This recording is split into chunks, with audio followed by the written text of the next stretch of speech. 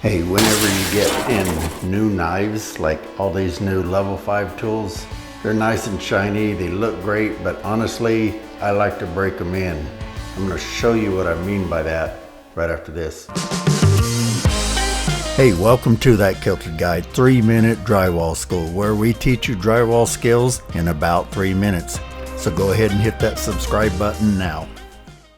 Okay, so when I say I wanna break these in, a lot of that comes from time, just using them, going around, doing the work. But when you first get them, there's a little trick you can do, and I'm gonna show you what that is. It'll make them feel a lot better, quicker, because honestly, I like my knives really worn in. So you can see here, for example, this knife I bought in 1982, so it's quite broke in. Now, it's blue steel, so it's got a little tinge of rust on it. They usually will.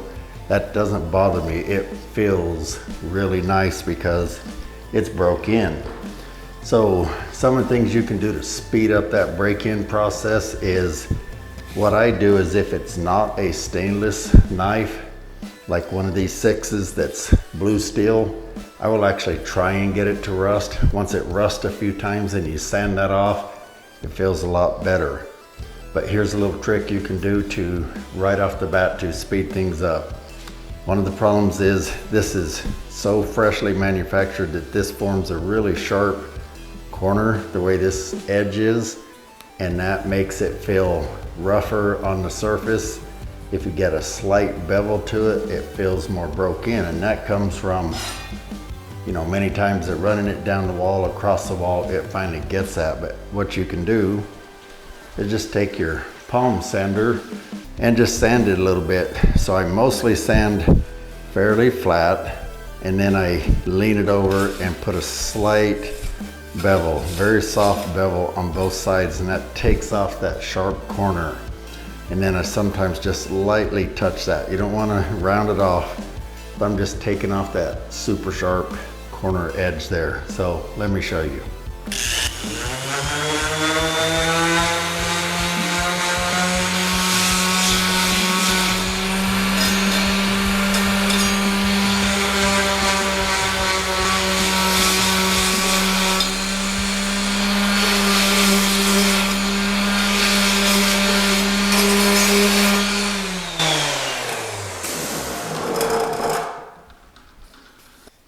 Feels better already.